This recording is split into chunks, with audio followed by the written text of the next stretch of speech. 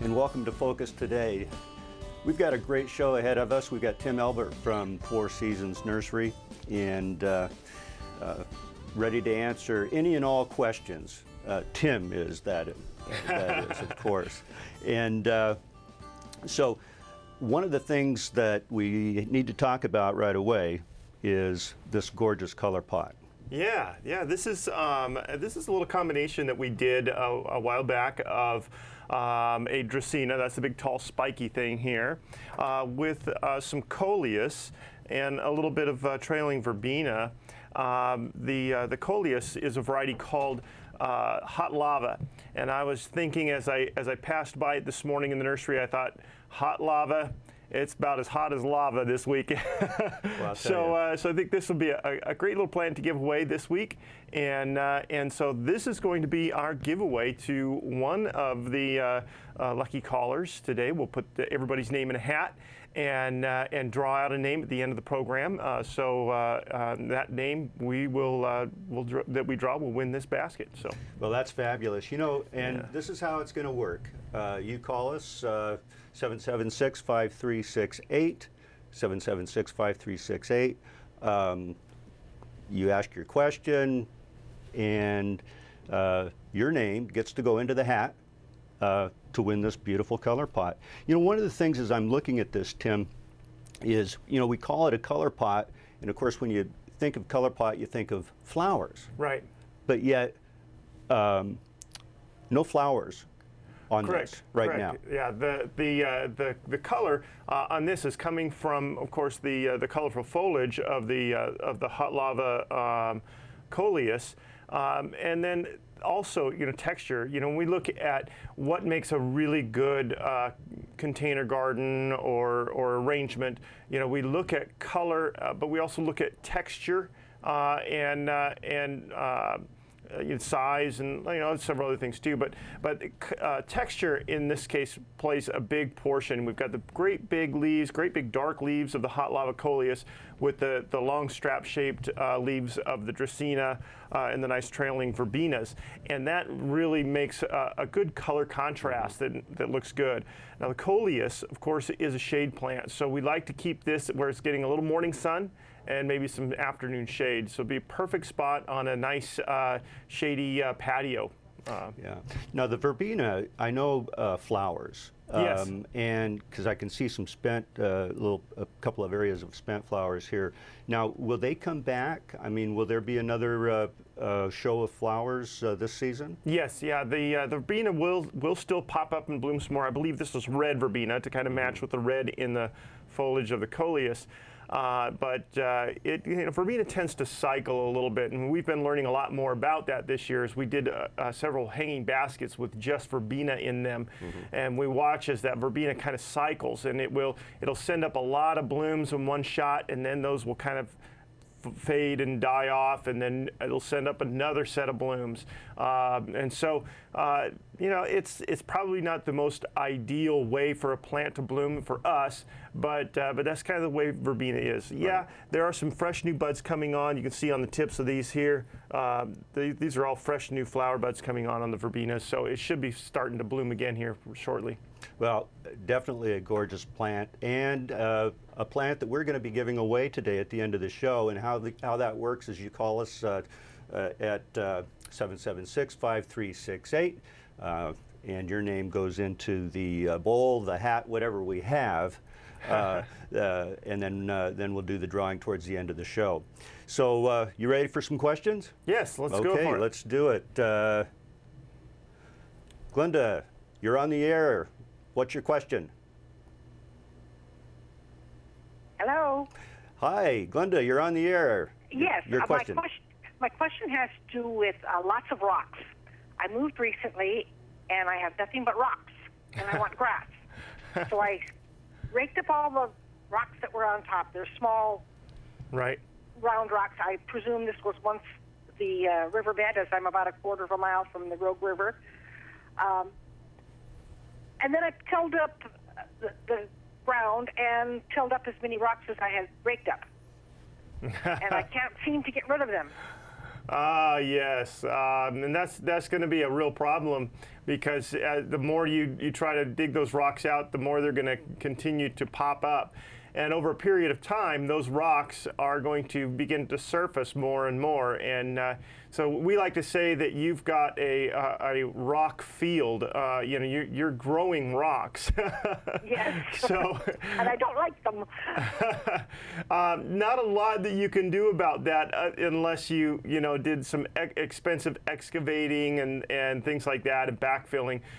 You can add some topsoil to the top and build that soil up a little bit. That might help for a while anyways, and at least get you to get a lawn in. If you go up, 2 to 4 inches, you can form a really nice bed for a lawn, and still be able to just use a small border, a short border or something like that. Okay, well, I guess that's what I'll have to do. Thank you so much. All right, it's Linda. either that or it's wave your magic wand and tap the rocks and see if it turns into grass. So short of that, adding soil. Okay. Tim, are you telling us that we can't come down to your place and buy a bag of rock removal and distribute it over the field? Yeah, the last time I tried that, it didn't work. So. All right, Glenda. Thanks so much. Okay, thanks for the call. That's interesting. I mean, it's kind of like one of those things where, okay, how can I turn this into a positive, a Right. negative into a positive? Well, and there's a lot of areas around that have that same situation where you've got rocks that just seem to surface. I live kind of between White City and Eagle Point. And in my area, I have an acre, and the back half is still kind of field. And it just seems like every year I get more and more rocks, and I go and I clean them up and I throw them off to the side, and we have what we call now the Great Wall of Eagle Point in my backyard. There's this big pile of rocks and stuff, so it's kind of funny, but yeah, it just happens that way as the soil erodes and the rocks surface. You're just constantly picking them up and going with them, and really the only answer is just to bury them deep enough that it's not going to be a big problem. Yeah. So it's just going to be expensive to add all that soil, but that's the way it goes. Sometimes there's limited solutions. Well, we're here with Tim Elbert today with Four Seasons Nursery out on Crater Lake Avenue. Tim, how's the best way to get to your place? Well, we're a half a mile north of Vilas Road. So, Vilas Road is, comes into Highway 62. So most people would come on Highway 62 and then turn on Vilas Road. And you want to hit the frontage road. It's right alongside Highway 62. So you get on the frontage road, continue a half mile north towards White City from Vilas Road, and we're right there on the right-hand side. Can't miss us. Big baskets everywhere out there, and they're looking pretty good right now.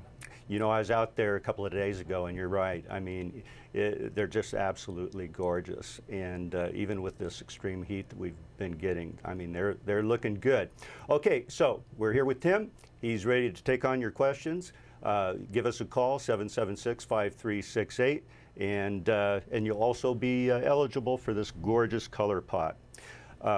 Let's go to Jane. Jane, you're on the air with Tim. What's your question? I had some rose bushes that were about 5 feet tall, and the kid cut them down yesterday all the way down to the ground. Is there anything I can do to save them? Well, chances are your roses will recover from that. They're pretty okay with being cut way back. Not the best time of year for that, and probably a little further than where I would go, but not unrecoverable. So just hit them with a little bit of rose food. Water them lightly. Be careful not to overwater them because now they're not using water. They don't have any foliage. So water them lightly and just wait, and they should recover. You should get some fresh growth coming out of them, but don't let anybody cut them that far back anymore. Okay.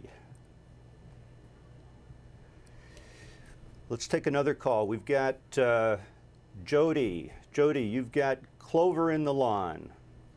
Yes, and I talked to you a year or two ago about it. Mm-hmm. You told me what to do, and I didn't write it down. Now I have more clover. Well, I have a fun little story about that. I've got some clover in my lawn, and I have been working on getting it under control. And I've got this stuff, this really, really good stuff that kills clover very, very quickly. It does a great job. And I hooked this up to my little hose end sprayer, and I went out and I sprayed my clover in my lawn. And probably a week later or so, I look out there and that clover's still growing. So I sprayed it again. And a week later, it's still growing. Well, I finally realized that my sprayer was plugged up. I had a hose end sprayer, and it wasn't drawing the chemical up. So I put it in a different sprayer and sprayed it this last Tuesday. So about 2 days ago, I was out there yesterday evening, and I was seeing dead leaves. So so yay! The product that I use, put out by High Yield, it's called Turflawn Ester. And it's a pretty potent herbicide. It won't kill your lawn, but it will kill the clover. It'll kill all the other weeds in the lawn. It also kills Bermuda grass, which is a really good thing. It kills Bermuda grass in the lawn without killing your lawn. But it's probably my most expensive weed killer for lawns. There are two other kinds that we carry as well. They're less expensive and will do a pretty good job on that clover. But if you've got a really bad patch of clover and you want to get rid of it, the Turflawn Ester is the way to go. Thank you very much. Okay, I'll Jody. be over there to get some. All righty. Thanks for the call, Jody. Sure. Have a good day. Bless you. You know, story on clover, you know, there's some people that like to have clover in the lawn, and it has some benefit because it puts off nitrogen. Yeah, it's what we call a nitrogen fixer. Yeah. It actually takes nitrogen out of the air and puts it into the soil in a usable form. Right. So it actually fixes nitrogen. Yeah. Well, several years ago, I actually had a part in my landscape area that I wanted to introduce clover into the lawn. Right. Didn't work. I couldn't even get clover to grow. And it was like one of these things, wait a minute, people try to get rid of clover. Here I'm trying to get it, and it's not working. So. You know, it's the gardening conundrum, is what we call it. You know, what you want to grow doesn't, what you don't want to grow does. Right on. Okay, well, we're with Tim Elbert from Four Seasons Nursery today, and the number is 776-5368, and we'd sure like you to call in today. Let's take Tony. Tony, you're on the line, and you're on the call in crabgrass. Great. Thank you. I just heard the last call. Is there any benefit to crabgrass in your lawn? Only if you've got really rotten neighbors, and then the seed gets in their yard. Oh, okay. But you don't other than throw that, it over there, it gets there by itself. Yeah, yeah. Well, you can help it, but you know, we won't talk about that. You know, again, a funny story about my lawn. I've been neglecting my lawn all year long, and so I'm starting to go back and fix my lawn now in the hottest part of summer, of course. But I've got crabgrass in my lawn as well as clover and nutsedge and all kinds of garbage in my lawn. So the other day I was spraying 3 different weed killers in my lawn to try to get rid of all this stuff. But anyways, the one to control crabgrass in the lawn is called Weed Out with Q, I think is what it's called. And the Q stands for quinclorac, which will control that crabgrass in the lawn. So get that on while it's hot. You got to do it during the nice hot summer months. Okay. And you have that at your shop? We do have some. I think I saved a bottle at least. Awesome. Okay. All right, Thank Tony, you. thanks for the call. We appreciate it. Dan on the line. Dan, good morning. Hi, Your Peter. question. Thanks for having me on. You're welcome. I got a question. I'm fortunate not to have crabgrass and other weeds in my lawn, and I got a really nice grass. It's pretty cool.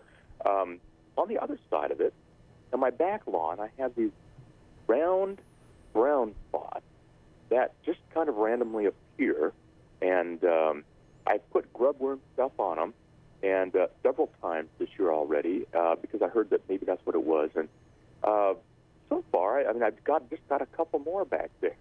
And so I'm really curious what this is and how I can deal with it.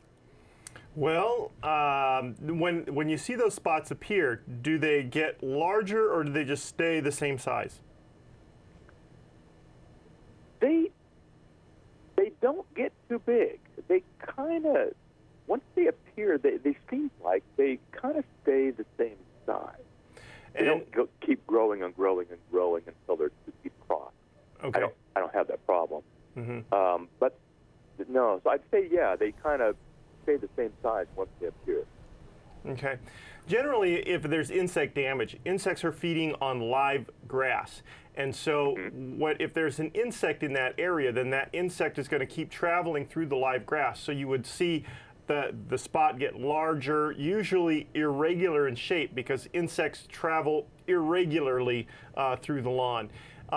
If it's a disease, generally we see that disease forming and going out pretty much evenly in all directions. And so most of the diseases tend to be a bit more circular in pattern and spreading. But if you're seeing a circle appear and not spread, then generally there's something else going on. Do you have a dog? Yeah. It could be just from the dog urine. That could be causing that. Yeah, yeah, and that can happen. Generally, you don't see it happen right away. Usually, it takes a few days before you see that spot appear, and usually after a couple of weeks, it begins to come back. Okay, so dog urine could cause that. Yep. All right, Dan. Wow. Okay, so if I've treated it for grubworm stuff, it's probably not that then. I highly doubt that it's grubworms. Yeah. Okay. Well, thank you very much. I appreciate it. Thank you, Dan. Okay, let's go to Peggy. She's been patiently waiting for us. You're on. Hi, this is Peggy, and I was going to ask a question about my lawn. However, you've answered most of my questions, so I'll ask a question about the butterfly bush. Okay. I have these dried flowers on there. Is it necessary to cut those off to have it rebloom, or do I, it's getting pretty tall right now. I know you can cut them down later, but... Well, you can. It's not necessary to get them to rebloom. They'll still rebloom even with the old flowers on there. So it's nothing that you have to do. However, if you want to clean it up and if you want to bring the size down or just trim off the old blooms, you can do that this time of year. It won't hurt it a bit. In fact, we just went through all of the butterfly bush at the nursery and did some cleaning and pruning on those. And so, yeah, not a problem at all. Okay, well, I appreciate that, and I appreciate you answering all the lawn questions, too. All right, no problem. All right, thanks for the call, Peggy.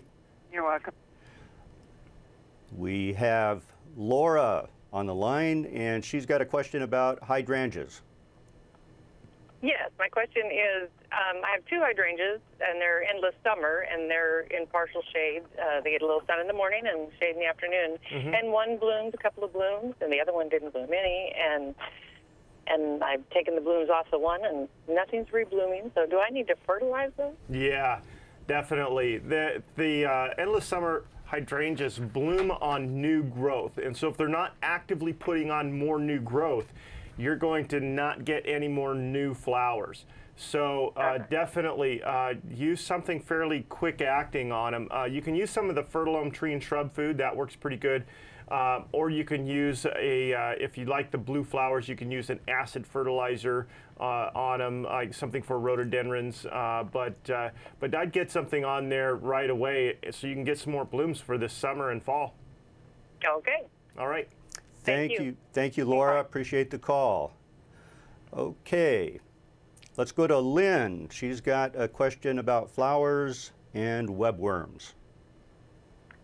Yes, I went away on a trip, and I had a lovely geranium plant that was located next to a tree that had a spot of webworms, and when I came back, actually I put the geranium in the house to to just keep it cooler, and we weren't gone that long, but when we came back, it was covered with the little black eggs and kind of webby looking. And so my concern is, should I not be leaving any more flowers on the back patio near the tree that it just had a spot of it at the top? No, I don't think I'd worry about it. Probably the geranium, it was being affected by something slightly different from the fall webworm called the petunia budworm. And it's a little bit similar, but attacks totally differently. It works on petunias and geraniums mainly, and it feeds on the flowers, the flower buds, and then it leaves behind this little black droppings, if you will, and that's probably what you're seeing. And those are, easy to treat. You can use the Fertilum boar bagworm leaf miner tent caterpillar spray. Say that 3 times fast. We just call it spinosad. That's what the active ingredient is spinosad. And you can spray that on them, and that'll stop those. It'll kill them off, and new flowers will appear. But definitely feel comfortable in putting your plants back out underneath that tree. I don't think you're going to see any real problems with the webworm on those. Okay, now, so it's only for it that only hits geraniums and petunias. So if I wanted to bring the geranium in the house for the winter, I wouldn't have a problem with that spreading to my other house plants. No, it'd be fine. And I would do maybe a little pruning back, and get rid of all the spent flowers and things before you bring it in the house. And you should be fine at that point. That'll get rid of any real problems. Maybe spray it once before you bring it in, and then it should be fine. Okay. All right, okay, well, Lynn? that's great to know. Thank you. All right. Thank you, Lynn, for the call. Okay, let's go to Millie. Millie, you're on the line with Tim Elbert. I have a question. I was wondering about the webworms. I was wondering if we put tanglefoot around the base of the tree. You said that they crawl up the tree, and I wondered if we put tanglefoot around the base of the tree at this time of year, if that might stop the webworms from going up into the tree. Well, unfortunately, no. The webworm isn't crawling up the tree. That's not what's happening. The adult is a white moth that will fly in and lay eggs on the undersides of the leaves all over your trees. And then those eggs hatch as a little caterpillar. They form the webs as a protective netting around them, and then they go through and feed on those trees. When they develop and get up to age, up to size in the fall, then they drop out of the trees and they burrow into the ground and they form a little cocoon, if you will, where they then come out again in the spring as an adult moth. So they're really not climbing up and down the trunk. So tanglefoot is probably not going to do a bit of good. Oh, well. Thank you anyway. Bummer. All right, thank you, Millie. You're welcome. You know, one of the things that I've noticed is we certainly haven't had that issue with the webworms to the degree that we had it last year. Yeah, last year was a really tough year. So. This year, definitely not nearly as bad, and probably won't see much of a sign of them at all next year as they cycle through. Good to hear. Yeah. 776-5368 is the number. Give us a call, ask your question, and you'll be eligible to win this beautiful color pot. Let's go to Penny. Penny, you're on the air. You've got weeds in the grass. Oh, I do. I had beautiful grass, and then all of a sudden I got weeds, and they're now like taking over half of my lawn, and they're those spreading kinds, those horrible things that spread, but they all start from one little center. And I know because of the heat, you can't use the weed killer, so what do I do? Oh, yes, you can use several different kinds of lawn weed killers without hurting your lawn right now. The one that I would suggest right now is the Weed Out with Q, and that one is, I'm sorry, back up, weed-free zone. In the situation you're talking about, weed-free zone, because I think what you have in there is spotted spurge. That's been going crazy right now. And the weed-free zone uses a product called carfentrazone, which is very, very effective on the spotted spurge and oxalis and those things. Okay, and the other one I have is that it's really big, and it comes up, and it's real green, and it comes up in the like little spikes are coming out of it. And I think that's probably that other thing you said, oxalis or whatever. Well, oxalis is like clover.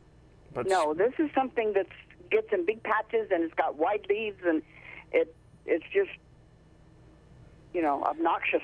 Yeah, the weed-free zone should work on it if it's a broadleaf. As long as it's not a grassy type weed, the weed-free zone should work really good on it. And I can put it on with a spreader? That's what I do? No, you spray it on. Well, I spray it on? Yeah. Oh, okay, and I can come down and get that from you. Yeah, absolutely.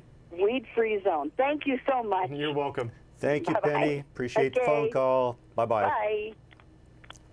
Well, it sounds like other people are the same as me, working on getting those weeds out of the lawn. It's just one of those never-ending tasks, that's for sure. It was definitely quite an issue in my lawn because I didn't do anything with my lawn all year long. So I'm embarrassed about my lawn right now. Well, anyway, that's why, you know, enjoy the process.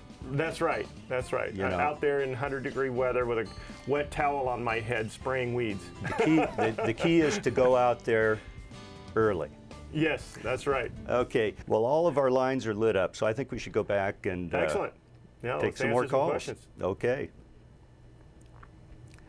Diane, you're on the air, and you've got a question about ivy and pansies. Yes. My mother has a little ivy bush that she's had for about 6 years, and it's done really well. And all of a sudden, there's these dead leaves, patches of dead leaves all over it. And the pansies have these little brown spots, and then on the leaves, and it's like a moldy dust around it, and then it takes over the entire plant. Yeah. This time of year, for pansies that have been in the ground for a while, summertime is the hardest time on them, and they can get powdery mildew very easily. And that's what it sounds like is happening with your pansies. A Fertilome liquid systemic fungicide application on those once a week for 3 weeks should get that back under control, and then feed them really good, because that's going to get them to strengthen up, and they should bloom and do well for you all through winter. As far as the ivy goes, there's a lot of things that can affect ivy and cause that browning, but one of the big ones is spider mites. And spider mites right now are big. They love the heat, so we start to see them when it starts to get hot. They will look almost dusty. You won't really see them because they're so small, but they'll be almost dusty, and a very, very, very fine webbing that may appear just small amounts on the back side of the leaf. So you can look for that to see if that's what's happening. If you're still can't figure out exactly what's going on with it, snip some off, put it in a plastic baggie, bring it into the nursery, and we'll take a look and see what else might be going on. But I just about guarantee you that's spider mites on that ivy. For control of that, maybe some neem oil or neem oil pyrethrin combination, such as the Fertilome Triple Action, should work on that. How is that? Does that answer all your questions, Diane? Yes, it does. Thank you. Thanks for the call. Bye. B, you're on the air with Tim Elbert. Question about hydrangeas and tomatoes. Yeah, I have cherry tomatoes in a pot. It's about 2.5 feet long. And these cherry tomatoes on one tree, it's really the size that it should start turning orange and red, but it's not. Then in my other pot, it's the same size. I have 2 or 3 that are turning red. Do you know why? That the green one won't turn red? They're green. They're not even turning yellow? No, but they're good size. Yeah. Well, it just could be timing. Some varieties ripen earlier than others, and it could be just a timing thing. So it could be just a little different variety. Also, if you're giving them a lot of water, that will sometimes keep them from ripening soon enough. So you might try cutting back your water just a little bit and see if that helps. Okay, if I don't, then they're out there in the heat, in the shade, getting all wilty.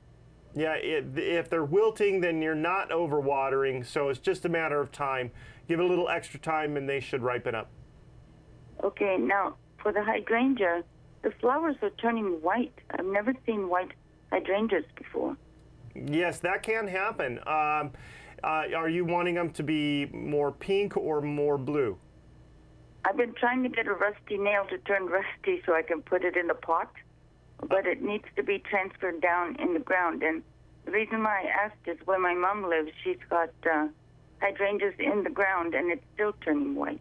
Yeah, well, that's, the rusty nail may or may not work, but what really works and works very quickly is a product called aluminum sulfate. And it's a granule, and you can just sprinkle that on, water it in, and that should help turn it, or help so that the next blooms that come out will be more colored. And you should get more color. That'll turn them more in the blue shades. Yeah, they were like this lavender purple color, and then all of a sudden they started turning white. Yeah, yeah. It sounds like it needs a little bit of aluminum sulfate. Okay. All right. Okay, thank you. Thanks, B, for the call. Bye-bye. You know, and then I've seen them white, and right.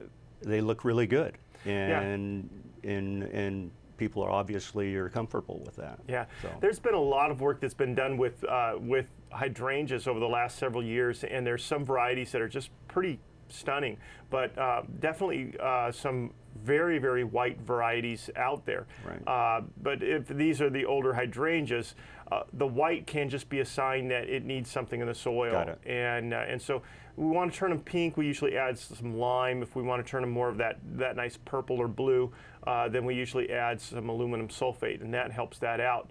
But we've got one at the nursery that's blooming right now called Buttons and Bows, and it is pink with a white edge on the leaf or on the flower, and it makes the flower look like a bow. Nice. And they're very pretty. Yeah, very, very nice, neat. Nice, yeah. nice. Okay, 776-5368 is our number.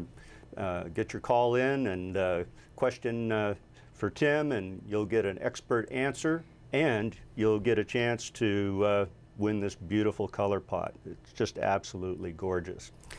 Let's go to Tricia. Tricia, you're on the line, and a question about your lawn seems to be infested with ants. Yes, good morning.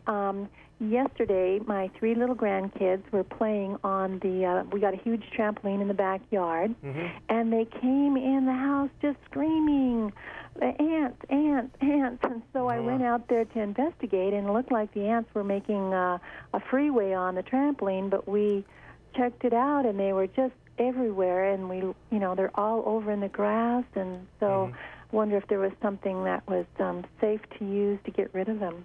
Oh, there's a product we carry called Lawn Shield, and it's put out by Natural Guard, and it uses cedar oil. And so when you sprinkle that out, it's a granule, you sprinkle that out on the lawn in the kids' play area, and cedar oil works by keeping the insects from being able to, I guess, sense the pheromones that aid in reproduction and helping them find their homes and things like that. Okay. So it makes them disoriented and keeps them from progressing. So if they can't progress to the next life cycle, insects will die. And so it works very, very effectively for control of insects, and it's all natural, safe to use around pets and kids. Oh, great. Yeah. And then how do you, so you spread it on? Then if it's a granule? It's a granule. Just spread it on with like a lawn spreader. Okay. Yeah.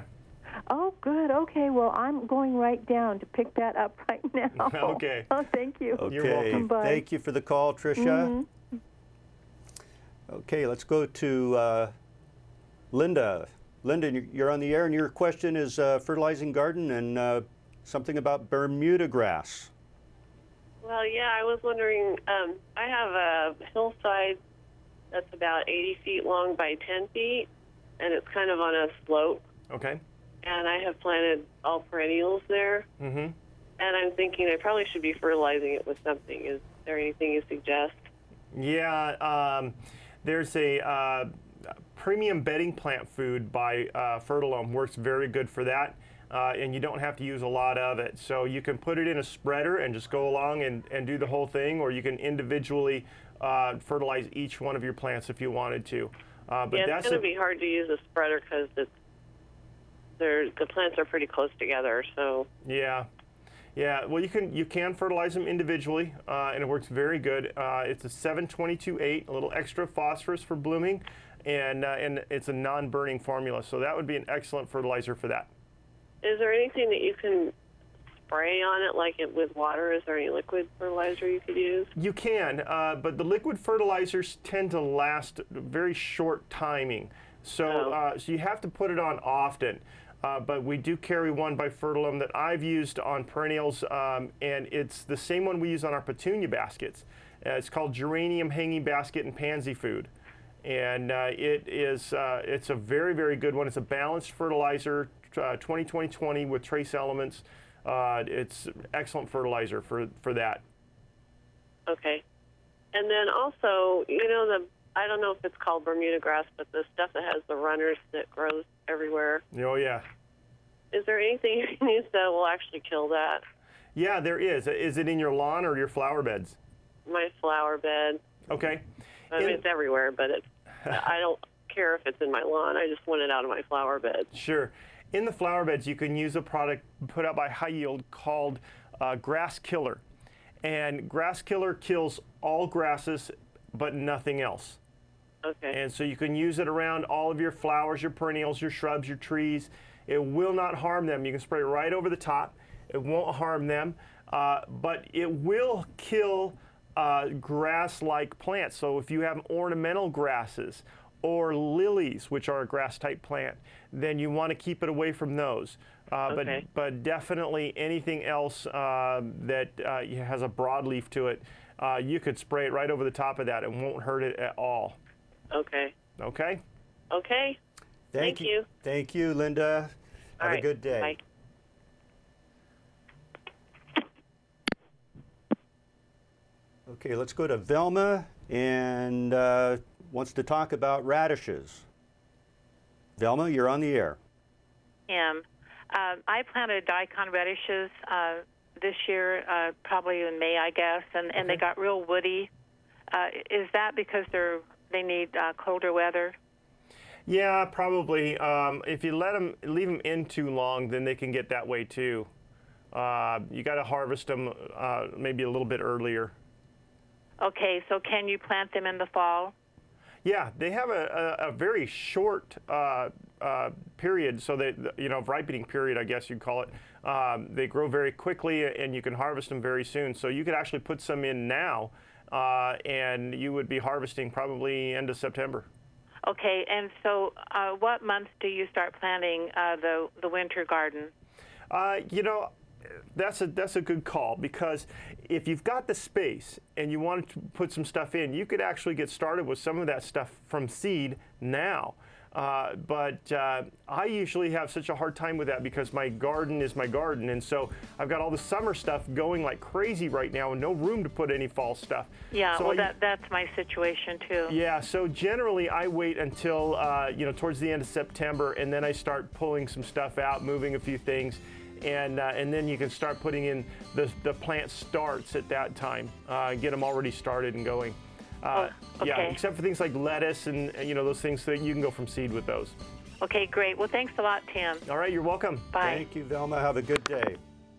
Part of containers is the composition. Right. Because you do have to have some balance. And I do know that, a lot of people can come in and buy the smaller plants and create their own containers.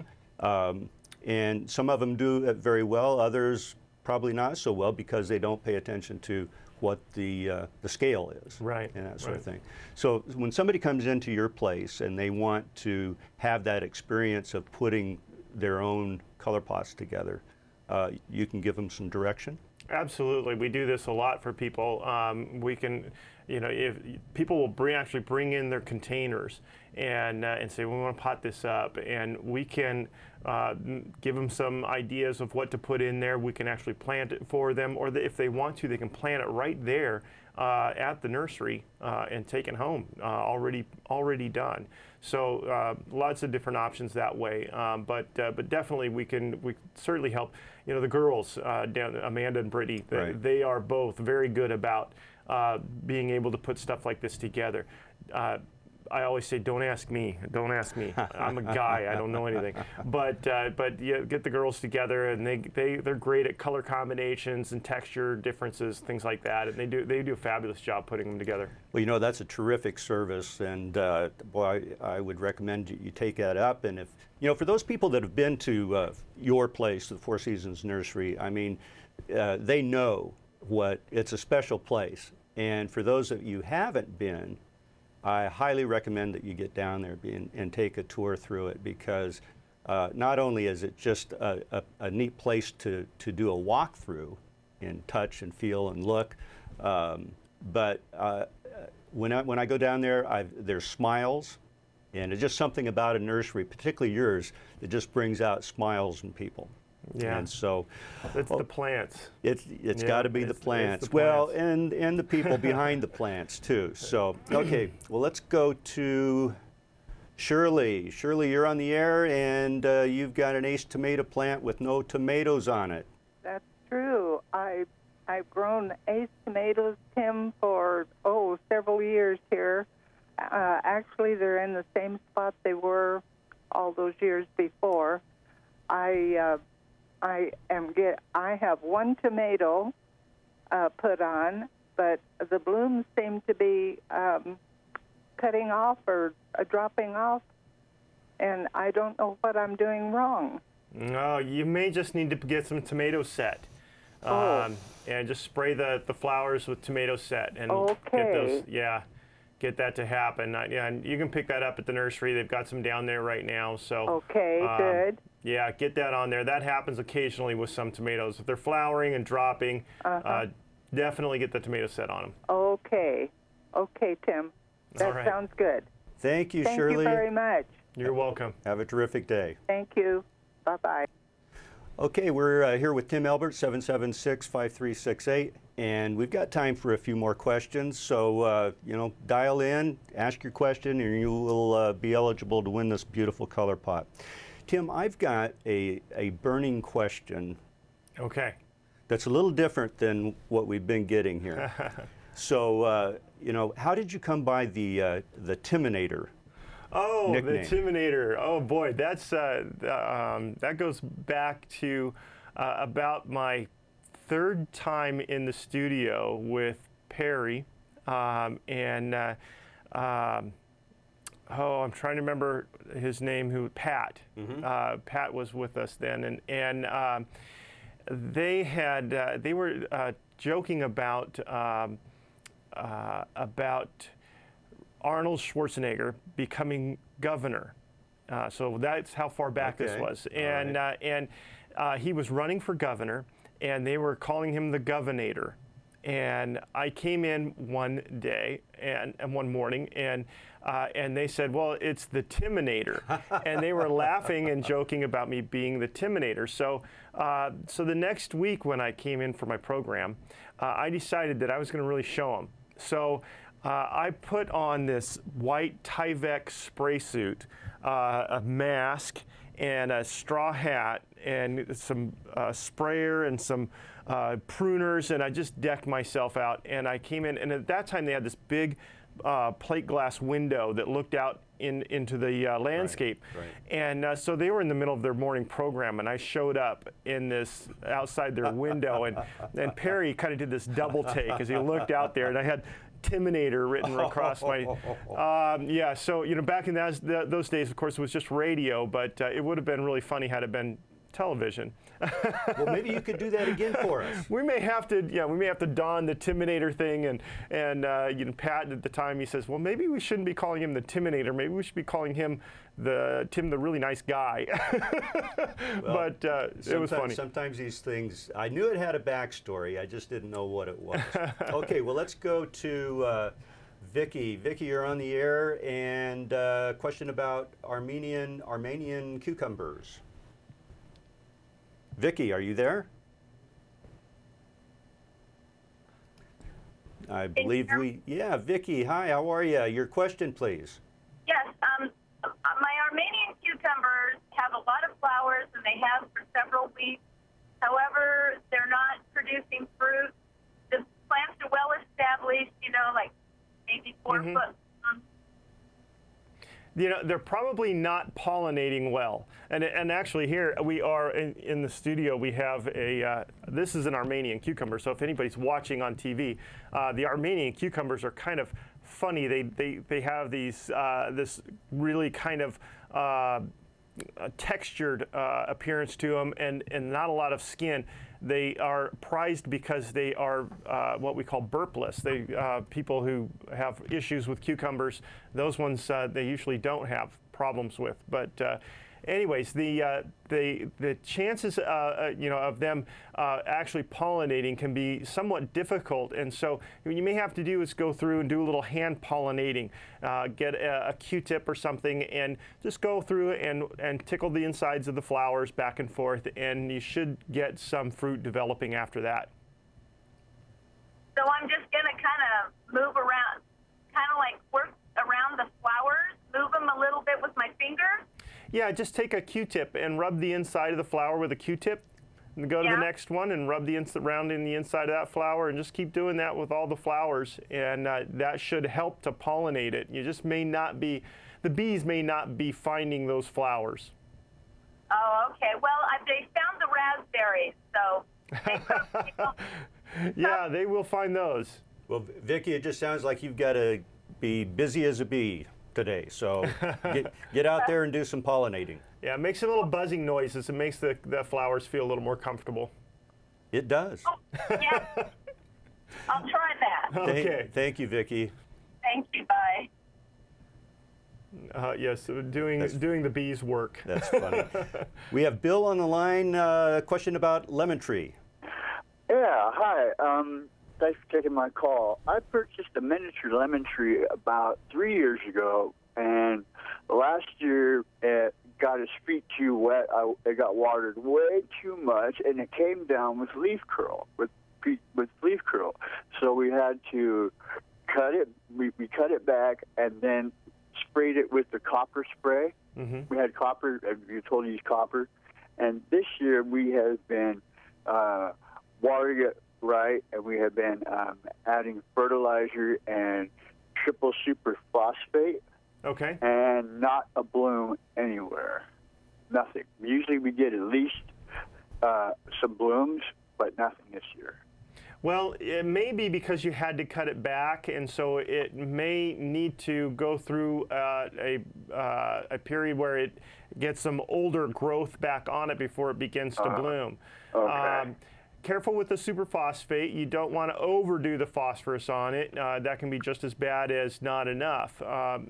Just a good quality balanced fertilizer on it at the recommended dosage, and lots and lots of sun.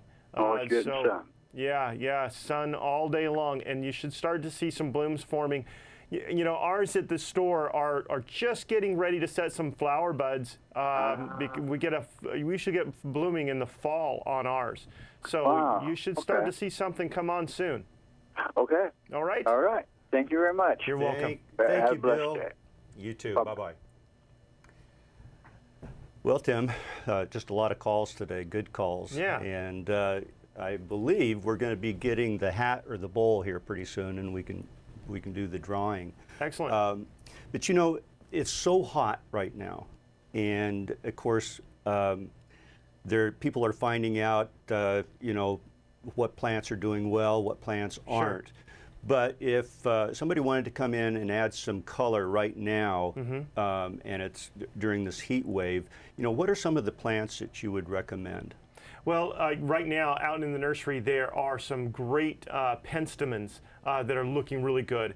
And penstemons are kind of a rock garden type plant, and they've done a lot of work with them over the last few years and have really developed some outstanding colors and have worked with the flowers to make them bigger and longer lasting.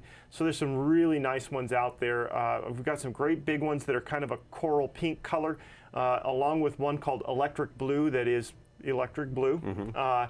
So that is a really great one. Also really popular right now, the cone flowers. And they've got those big daisy-like flowers with the stiff rounded center on them. Now that's like echinacea. Echinacea, Okay. yeah, that's the botanical for coneflower. And definitely an excellent plant for hot, dry areas. Another favorite of mine is one called yarrow. And you know, yarrows tend to spread a bit, and so, you know, plant them between a rock and a hard place, but they just come up and bloom so well. You can cut the flowers, use them as dried flowers. They're outstanding. I love yarrow. Yes. Okay, here we are. They're all shaken up. Okay. You do the honors. All right, we're gonna reach in here and we're gonna pull out this one right here, and Diane, our first caller. Diane, welcome. Yes. Welcome. Well, or Diana. I can't read it. It's Diane or Diana. Okay. And what was her question? She was asking about the ivy and pansies. Okay. Very Yes. good. Well, congratulations, Diana. You know, thanks, Tim, and congratulations to Diana. Great show as always. And Four Seasons Nursery open 8 to 6. Open 9 to 5. 9 to now. 5 Yep, now. summer Okay, hours, 9 to 5. 7 days a week, out on Highway 62. Go see him, have some fun, buy some stuff. You'll be glad you did.